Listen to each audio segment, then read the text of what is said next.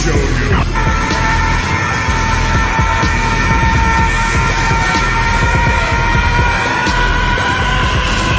What's up, y'all? We just got the latest episode to Be Hero X, and I'm rocking with this series. I'm liking how the animation is constantly switching. Like one moment it looks this way, this moment it looks that way. I'm really rocking with that. I think it's very creative, and if they keep up what they've been doing with these first two episodes, this can go down as one of the greatest, you know what I'm saying, of 2025. But I will say they've done such a great job when it comes to this girl, like how we seen her at the end of the last episode. She was dead, and then at this episode we see that she's not dead, and he's thinking to himself that it's not that it was just a dream.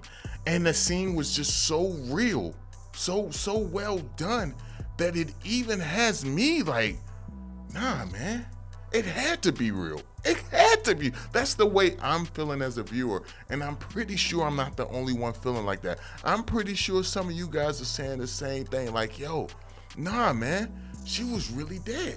They must have replaced her.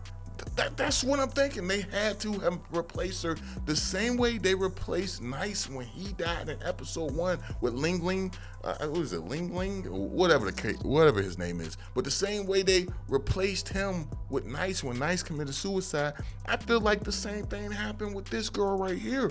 But then you have a moment where she's fussing and she's in an outrage because she says she's been a part of this contract for 3 years and she wants her freedom. She's already able to tell right off the bat that this isn't the Nice that she knows. This is another Nice. So that right there would lead you to believe, well, maybe it was a dream, but a part of me still feels like it wasn't a dream. You know what I mean? Like it's just crazy. Unless that, you know what I'm saying, this lady right here got her to play the role like, yo, tell them you've been here for, X amount of years and you must play the part of the real girl, who just died.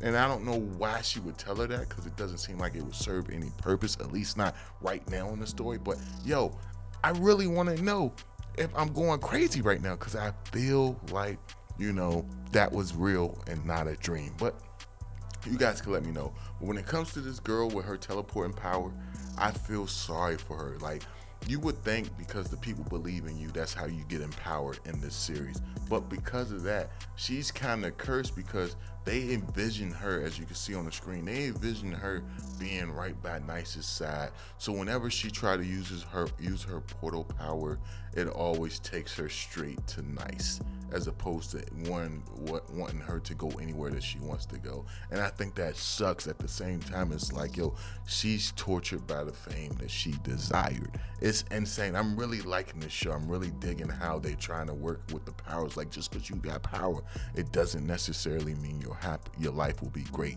And you see Ling, which is currently Nice, or pretending to be Nice.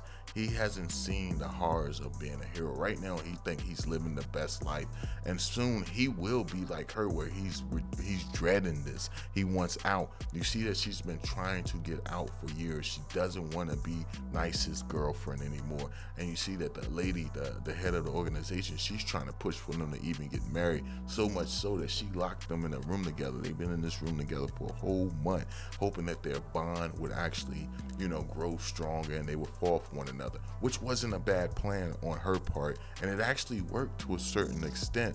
But she still wanted this freedom. That's what she craved. So you have it where Nice comes up with this idea where he'll face off against this villain. And I ain't gonna lie, yo, like, there were parts of this battle that was just amazing, man. I really like the animations when it switch up, when these two are fighting. It was, oh my gosh, it was beautiful. Don't get me wrong, not every scene was perfect, but it was beautiful, especially with old girl using her portals. Like, the way she was utilizing her portals, oh my gosh, and Nice was taking advantage of it. Like, there was so many beautiful moments in this episode. And just, I love the impact frames. And like, every time someone throws a blow, like, these shits just look devastating. Like damn, like, come on, Ling, don't go all out. But yo, all in all, man, I'm really enjoying this series, man. You got it where he comes up with the idea for the girl to die in battle, that way setting her free. And the public, they would love Nice even more because he's going to be suffering from tragedy. And you got it where this guy, he used to be an advertiser, so he knows what needs to be done to catch the people's eyes, and he comes up with this amazing plan. And I'm not gonna lie, for this guy, he felt sad. He felt sorry because he know he would have to separate from the girl he truly likes, but he wanted to set her free. And then we got this story about this guy who, it seems like, he says he was friends with the original Knights, but it seems like it was so much more, at least in my opinion. Maybe I'm overlooking it.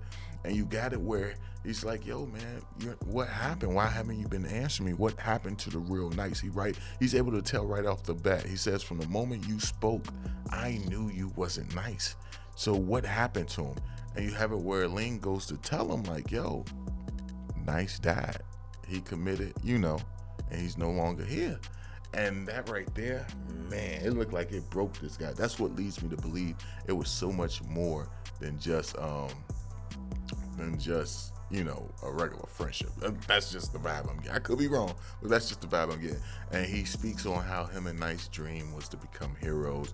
And of course, you have it where the head lady, she had different plans for him. She made Nice the hero and made him his arch nemesis, and eventually Nice stopped communicating with him. And I imagine it was because Nice was fed up with the lie that he was living. He was just like this girl where he was living the dream that he thought he wanted, and eventually realized he was a prisoner within his own dream, and he wanted out of it. And he seen that, the S word was the only way out. I'm not even sure if I could say that on YouTube. I felt like I just said it plenty of times. But then you have this moment where they actually managed to defeat this villain. You see the tear coming from his face as he's falling to his demise.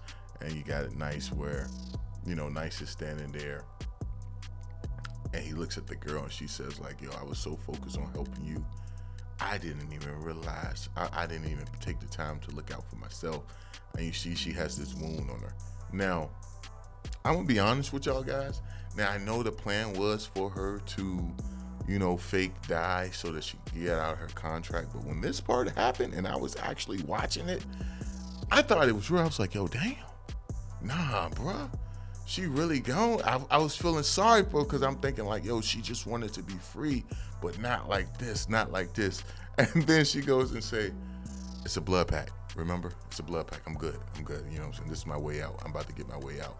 But I'm not gonna lie, this scene just looks so, look at the background. Just look at everything with it. This was such an amazing scene. And you got it where our main hero, Ling, he starts to really cry and tear up. And that's because he really was falling for her. That past month they spent locked up together, he was really falling for her. And you have it where she says like, yo, this is the best time she's had in years. This is the best time that she's had. So you have it where Ling, he starts shedding tears. You got it where everyone's looking at him and they're thinking it's real. And then you have the girl that's in the office, the boss lady, and she's saying like, yo, I didn't know the boy had real acting skills like this. He's good. And you see she even shed a tear because how real it felt. But she doesn't know. This was really true. This was truly how Ling felt. He didn't want to lose her. I mean, granted, she didn't die, but he's really losing her in this moment due to her, dying for fake in this, to the public, because she will be going to live her own life. And you got it where she's going on to, with her freedom. She's excited. She's happy. And you have it where she asks Ling what is his dream. And then that's when Ling kind of looks back and he says he's living his dream right now, or that's the impression he gave. But I wonder if it's going to be a situation, because now with him he asked the public to wish for her to be able to go to a safe place. So now she's able to use her portals to go. I don't know if it's like to wherever she wants to go or just to this location, this beach that she's currently going to.